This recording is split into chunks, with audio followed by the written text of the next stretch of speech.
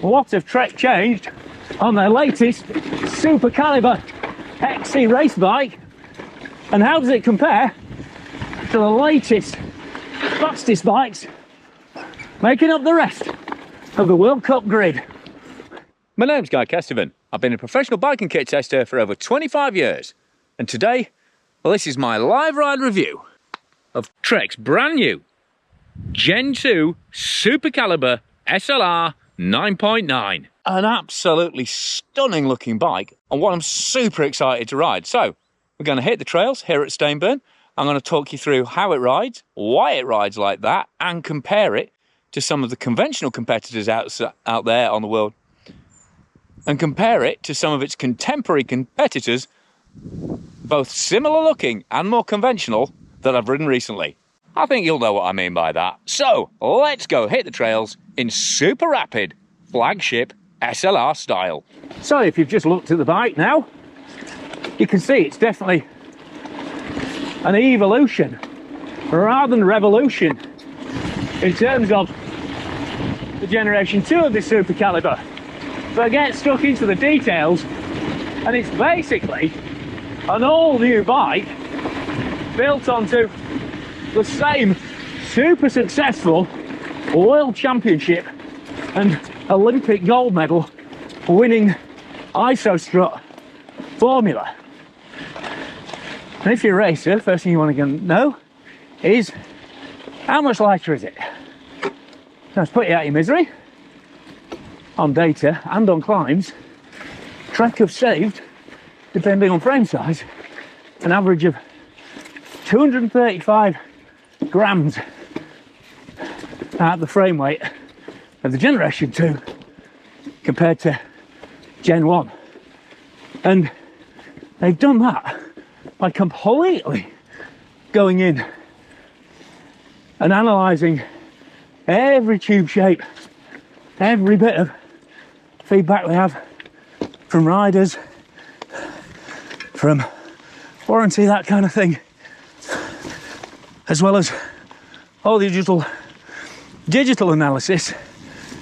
And they completely remodeled all the tube shapes, just subtly, but if you put them side by side, you will be able to tell some differences.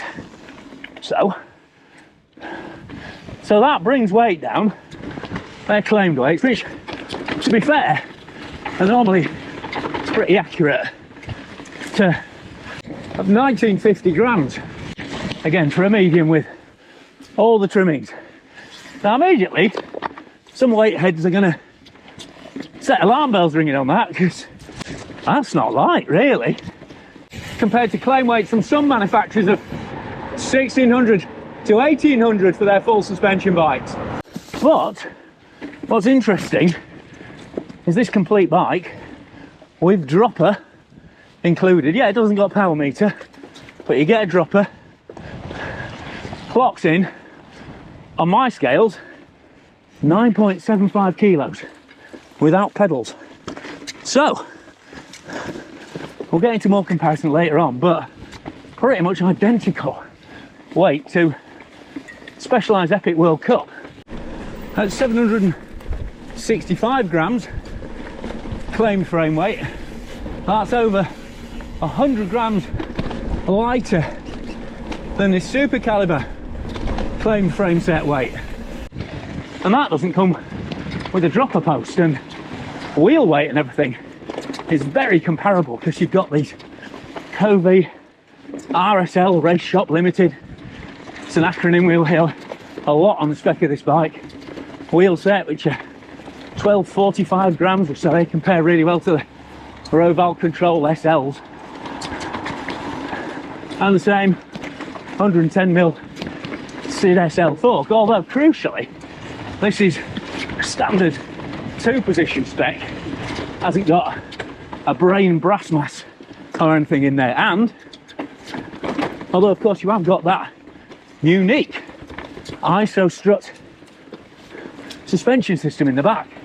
So let's talk about that. Things are about to get a little chunky up here. ISO strut is not your conventional shock absorber. It's a shaft that's bolted into the underside of the top tube. Now, previously it was made by Fox, but for Gen 2, Trek have teamed up with Rock Shops. So they've added some stroke length, they've used the giblets out of the new SID Lux conventional damper, and they've gone for that 2-position remote control. And that extra 45mm stroke now gives them 80mm of rear travel as opposed to 60 before. And they team that with 110mm up front. And I have to say, that's the first I've literally jumped straight on this bike. And that's the first little nadgery section of lumps and bumps I've done, and it's felt super taut up to that point, but once it gets some impact inside it, it's surprisingly supple compared to my initial impressions of it. And Trek say they've actually deliberately increased the leverage on the shock, so not only are you getting more progression at the end, but also a more supple start to the stroke to improve that traction, but still give a really firm and efficient pedaling feel. And it's definitely, no doubt about it, this is a race bike. You can tell that straight away, not just because the bars are down around my knees. These negative rise RSL all-in-one carbon cockpit on here. But another thing they've done, which I fully respect, because something a lot of race bikes seem to miss out on, they've also increased the anti-squat, which is basically the interaction between the suspension and chain tension. And they've done that not just to make it feel firmer through the pedals, which racers will love, but also because there's some serious size chain rings being used out on the World Cup circuit now by guys like Vlad Daskalu on Trek Factory Racing. And while it comes with a 34, it'll actually take up to a 38 tooth chain ring, but crucially that won't make it feel super mushy as it will with a bike with more conventional anti-squat levels.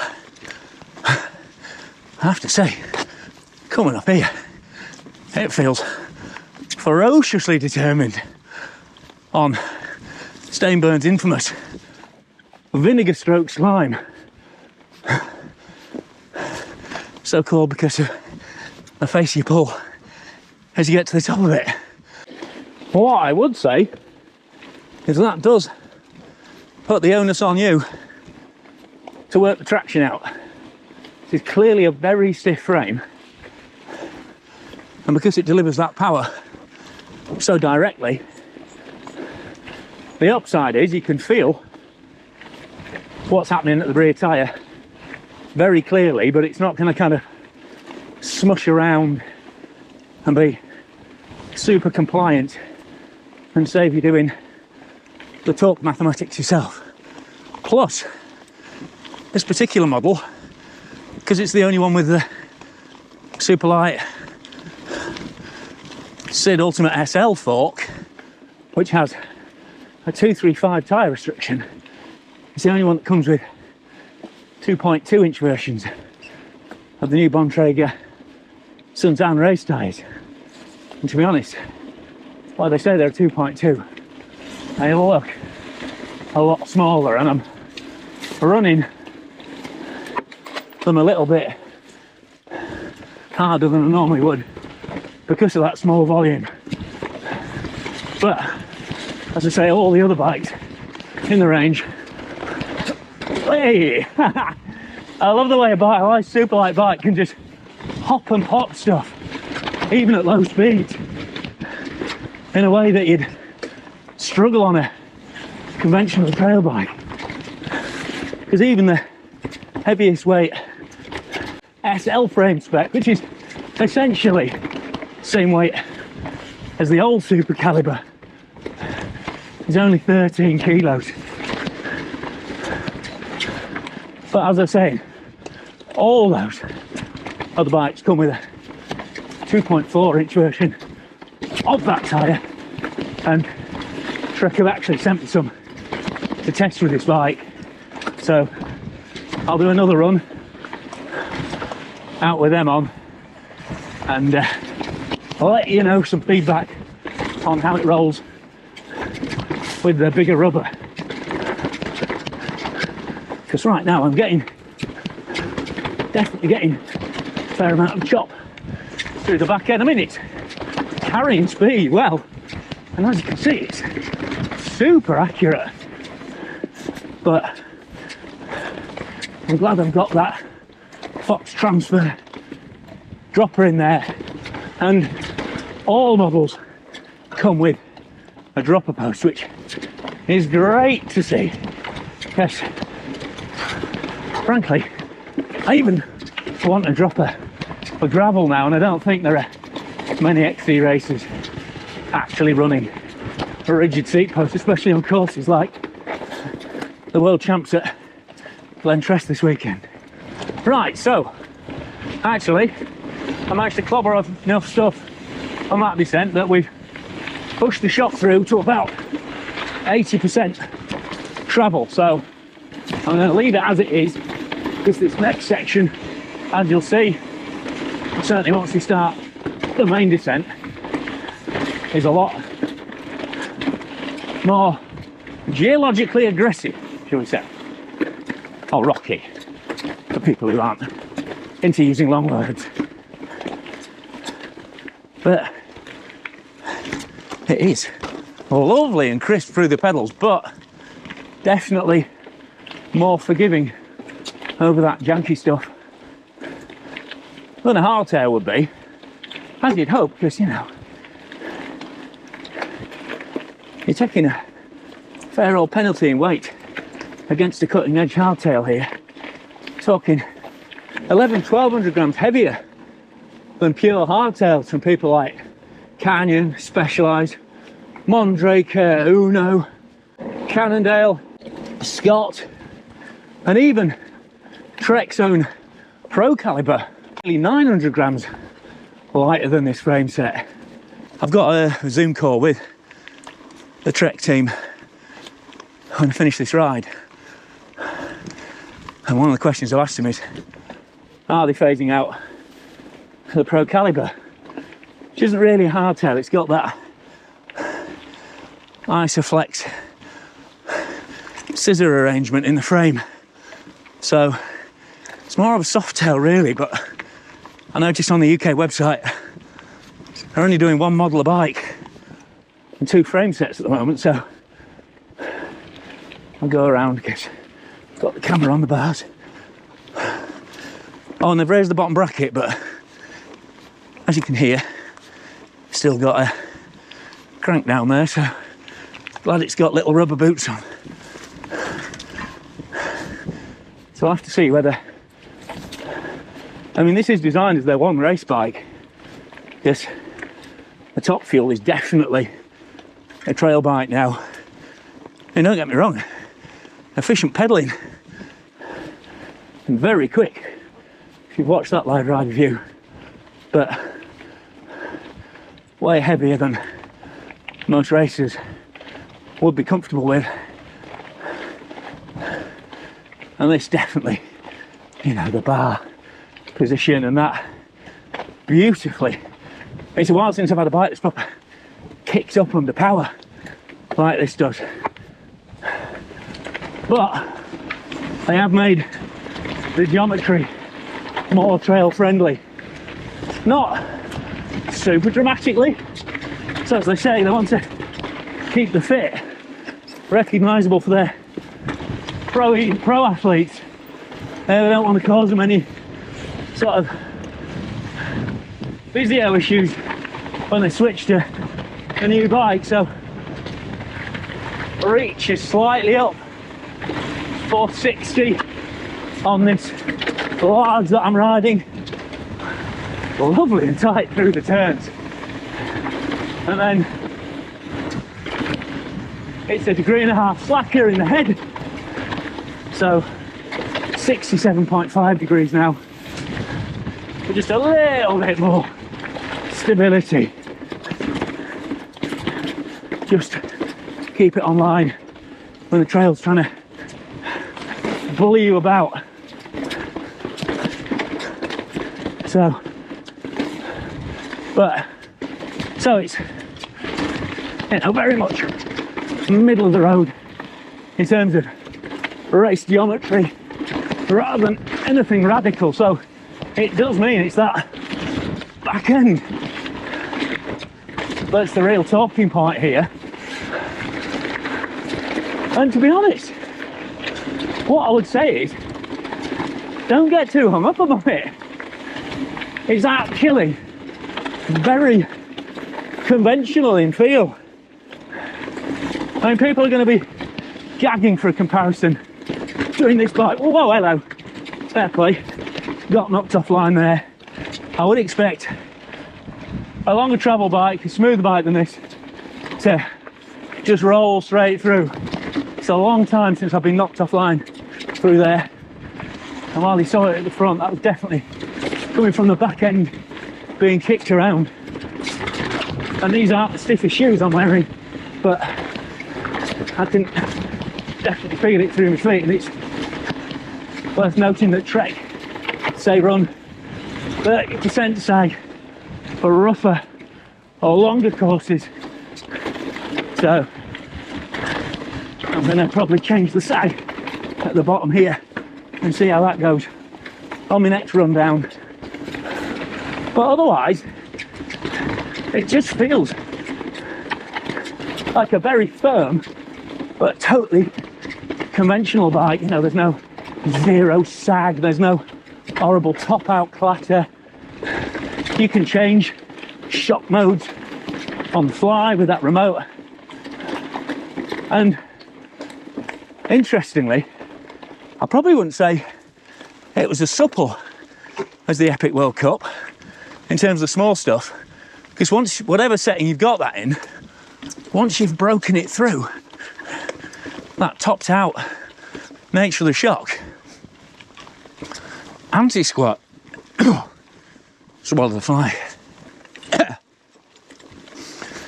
is very low, whereas I'm tempted to say this is almost retro in the way it really, I mean, it's super stiff under power, even fully open.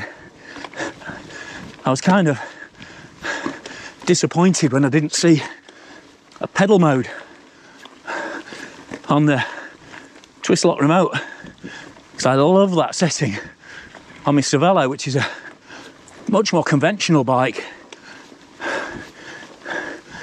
in terms of suspension setup and feel. But you know what? Certainly not set up to about 22% sag, which is where I've got it now. It doesn't need pedal mode at all. It is pedal mode. Frankly, it's beast mode.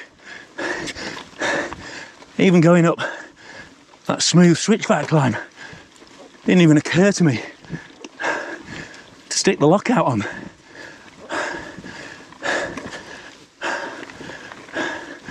But back to the Epic comparisons, while this looks to be a degree steeper in the seat tube at 74.5 degrees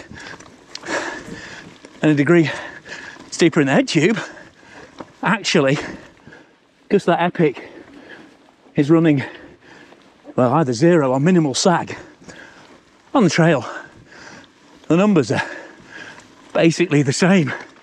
Only thing I would say, this bar and stem combo is stretched a bit further out, so again, it's just a little more stable and old school in feel through the steering. Right, detour from the normal here. My idiot mate Ryan and I. We've got a really daft plan cooked up for a couple of months possibly. So I need to check out this line, see how suitable it is for many, many laps. But this bike, as long as you can keep that skinny rear tyre hooked up, is definitely super rapid and easy to get up these slopes on. And as you can see, this is fairly loose rock, but because each pedal stroke is very clearly communicated, no trouble working out what's going on. Oh, it's further up than I remember. Thank God it weighs under 10 kilos. Whew. And I actually asked Trek, you know, why go to all the bother of creating this ISO strut system? Because it is, you know, there's a lot of complication in terms of unique shocks, tuning, compared to a conventional rocker linkage bike. And I said, not only does it give them a very linear rate, which is what they wanted with a shock, but it also gives them that full frame triangulation for stiffness. And compared to the rocker link and ABP pivot assembly on the top fuel, it's over 200 grams lighter. I have to say, with these tyres on, this frame stiffness and the suspension locked out, this seriously bosses road climbs. Right, so apologies for repeating a section, but I've just been back to the van and I've had a good play around with the suspension settings. So basically, put some more air into the fork, because that was a little bit soft, so that's throwing the balance out, and then dropped pressure out the back end. So it's now running around 30% sag, whereas before it was running about 22% sag. And to be honest, I was hoping for a magic carpet ride down here. No, it's not a lot more sag, but this is still definitely a, I've been polite, I say pert, but quite a rigid, certainly not a supple ride on here. And I think part of that is due to the fact that you're running very, very low pressures in this shock. So any kind of stiction, and this is a brand new bike, fresh out of the box, literally the first ride, and I know more recent rock shocks. I mean, to be fair, my Sid Lux on Cervelo was smooth pretty much straight away, and this is basically a Sid Lux internals in a different shaft setup, but together with that flex stay, I mean, it's definitely better. No, it's definitely smoother, but yeah, it's taking the edge off now, so I think it's maybe just a case of the shock breaking in. I'll come back in the comments after I've got some more time on the bike. Unfortunately, I got it just before the embargo date. But I'll be interested to see how much travel it's using, because it feels like it's definitely going deeper into the stroke as well. Well, that means it's, you know, carrying speed better through here, whereas conversely, that fork now feels pretty stiff, and this RSL combo cockpit is definitely pretty stiff. I just stop here and see what the travel's doing. So yeah, hopefully you can see the travel indicator there,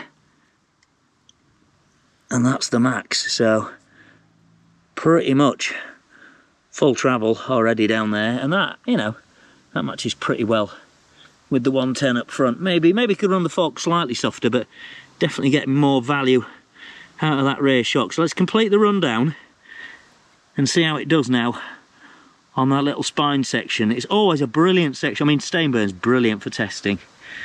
It does mean it's a bit boring for you guys watching the channel on a regular basis, but it does give me a really good benchmark to put different bikes against. There's so many terrains and so many sort of impact sizes and speeds and everything. I mean, obviously feast your eyes on it now, but I will be doing a full tech talk through on the bike as well, probably in the workshop, just so you can get up close on the details and really appreciate what the details are. And I'll talk a bit about spec on the way back up, but also talk about those in the workshop as well. You know, what might be the best bike suited to you out of the range. Anyway, let's crack on and hit that rocky section and see how it does. Yeah, I think a combination of a bit of stiction and those tyres certainly aren't doing this bike any favours. So if you want a lighter race bike, oh yeah, different, yeah, no, still a bit of catch there, but way better. I'm sure you could tell there. Much smoother on the back end through there. So yeah, if this looks like the trails you're riding on the regular, then definitely want to be pushing towards 30% sag. But even so, it's still a firm, oh hello dear, it's still a firm ride, is this Supercaliber. It's not doing much in the way of taking prisoners down here. Properly firm. Wait, hello. Caught out by the dappled light there. Didn't want to turn in, but I'm definitely going to come back here with 2.4s on. Hopefully get that done before the embargo runs out. So even if it's in the dark and I don't get a chance to film it, then I can comment on the difference they make to the ride, because you can still choose the XCR bike. It's a similar weight to this, but that comes with a Fox fork, which can take a 2.4 inch tyre. So as we fly back up on this super light Supercaliber, let's talk about some of the practical details. Don't know if you've noticed, but if you look behind the steerer now, knock block steering limiter is gone, which is relatively risky because this is the kind of bike where people are going to slam the bars. So there is more chance of you catching your shifter controls or whatever else on the top tube, but obviously liberates quite a lot of weight. And other weight saving features they've turfed out. They've got rid of the internal cable routing. They've got rid of, and they've kept a PF92 bottom bracket, which isn't their favourite choice from a maintenance point of view compared to a thread-in, but they're a lot more reliable than they were. And I'm sure when I ask Trek about it tonight, they'll tell me it's still the lightest solution. And this is, after all, primarily a race bike. One thing they haven't done is gone with through the headset or through the stem cable routing. So that means headset bearing maintenance is a lot easier, but it does mean an absolute nest of cables up front. It's got dropper post, front and rear lockout cables, and then obviously your brake hoses, even though these level stealth brakes do tuck things in a bit neater next to the bar. There's a lot going on out the front of it, and obviously if you choose a Shimano bike, you're going to have an extra cable out there as well. But while it's pretty crude in operation, it's great having this super light factory Fox transfer dropper on there. And if you are wanting to keep it neat as possible, the XO version does have a reverb axis post, but that's significantly heavier than this bike. I just looked it up. Something like 2.5 kilos or something. Oh! Oh! Well, there you go. That's what happened. Small tyres when you're not really concentrating. Well, the good news for Trek is the bike is completely unscathed. Not so great news about my little handlebar mount for filming the suspension, and I think it was somewhere in here, the culprit. I'm pretty sure it was that. Wasn't quite concentrating, and just shows if you take a bike with what are not far off gravel tyres into the big rocks, you sometimes pay for it. And a bit of an elbow scuff, and not sure me left hand love handle is in the best of spirits either. But there you go, that's testing, isn't it? Right, where were we? GX axis, XO axis bike, weren't we? There is a GX axis bike as well. But yeah, they get a standard SID fork, not SID SL. So again, more tyre capacity. And it's only that fork that's getting in the way of having the bigger rubber on here, because there's loads of space at the back. And after narrowly escaping messing up this beautiful lightweight naked lacquer, is it a paint job? Yeah, just about. There's a bit of red in it, but just like my elbows now too, a bit of red on them as well. But apart from that, you've got a chain protector, but it's just a thin bit of kind of Invisiframe otherwise on here, because this is, make no mistakes, because whatever rubber you end up running, this is still very much a race focused weapon. And from the speed it's coming up here, a bloody good one at that, because it's certainly more supple now with that 30mm sag in there, but so traction is a lot more forthcoming, but definitely still prioritising pedalling over push. But that means there's zero kind of depressing bob on wallow, which can really sap your morale when you want to be going as fast and efficiently as possible. That's what really undermined me when I was riding the Epic World Cup. I would say, for all its shock shenanigans, that is probably a smoother bike in technical sections, but if you want that pedals like a hardtail but take some sting out of the sense vibe that both this bike and that bike are being sold on,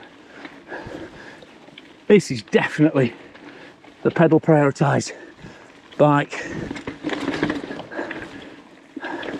And that purely comes down to kinematics, really, in the way the shock feels. And then of course you have got that chance to fully lock it for steep power sections like this.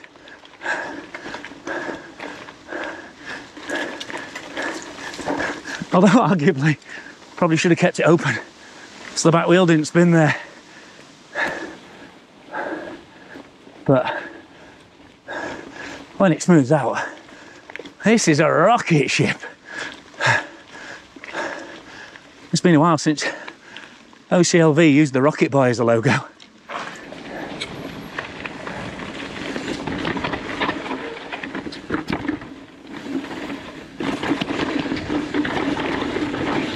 Well, there you go, there's a rare bit of ASMR of just the bike going down the track there. It does feel a lot better balanced now, weirdly enough, with less pressure in the shock and more in the fork. And you know, it does drive well up here, and it's got those rapid drive hubs that Bontrager use. You can hear the buzz of them. Super fast engagement. So it is a bike that's permanently in a hurry. Hear that factory post slam up to full height.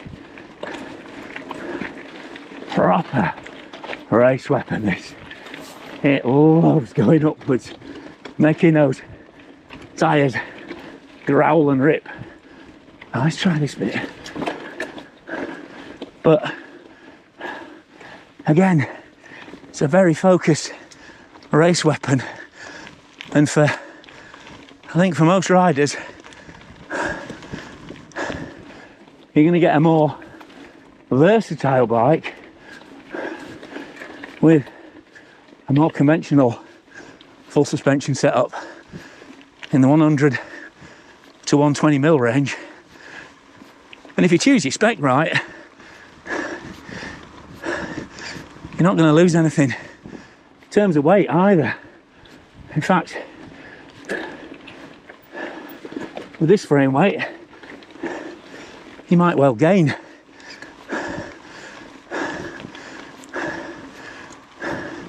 So, what's my overall opinion, I guess? I certainly think it's an easy bike to understand, to set up and race day in, day out in the Epic World Cup. That's plusher when it gets going. I think the fact that it's spongy under power will really upset a lot of the race crowd it's designed for. Whereas this basically does exactly what that high velocity focused demographic are gonna want. Very, very efficient pedaling to near as damn it a hardtail, but with better traction over blunts and blocks like that bit, even at slow speeds. The tiny tyres on, it's noticeably better than a hardtail through there. And you just don't have to think about it either. It's doing what it does, which, I think you're in this market, is what you're going to want it to do. Feels super solid through the pedals and only move when you really need it to. And the fact, while that isostrut is proprietary, they've simplified servicing on it now. You don't have to clock it into a certain position. It's just one 4mm bolt to get in there. The guts are basically Sid Lux, so spares are going to be easier to find if you're racing abroad and have an issue. You've got that instant remote lockout if you do want to sprint the road stuff. And the geometry is a bit more stable and capable without feeling weird if you've done your time on a conventional cross-country bike. But one question I will ask, which I'm not expecting an answer from, is are Trek going to do something in between? Because you've got to wonder if there's not room for a bike between this and the top fuel. But for now, when it comes to sprinting, this is why this Supercaliber exists. You.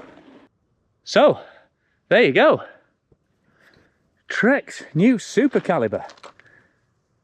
A proper purist race bike with beautifully clean design, super efficient pedalling, super lightweight in this complete package, even if the frame isn't that light. But overall, just an absolute pedaller's delight, this bike, even without that lockout on. This is ferociously fast, and just a bike that really stands out from the crowd without being radically different to ride if you're used to a standard race rig. So massive thanks to Trek for sending the bike in for test and for supporting this video. It's really good to get some time in on it ahead of the embargo when people are going to be wanting to know most about it. I will, like I say, I'll do a tech talk through on the bike, talk about the spec, and then be able to see all the frame details up close. I'll do that in the workshop, so we're not going to get disturbed by dog walkers, etc. Massive thanks to Giro Cycling, to PTs, to Crud XL fenders, to Torque Nutrition, to Enduro Bearings and Hebtroco for sponsoring the channel on a regular basis. Massive thanks to my Patreon subscribers who pledge on a monthly basis, and they really help keep the channel sustainable and mean I can invest more time into it than just YouTube revenue would allow. And the names of the investors are scrolling up on the screen now. So if you really like what I'm doing here on the channel, please consider subscribing on Patreon, and you'll get early, exclusive and behind the scenes edits, and you'll get them all ad-free as a thank you. But for now, I've been Guy Kesteven on Guy Kest TV, blasting around Stainburn on the brand new Trek Supercaliber Gen 2 SLR 9.9 XX SL. What a beautiful bike for going blisteringly quick on.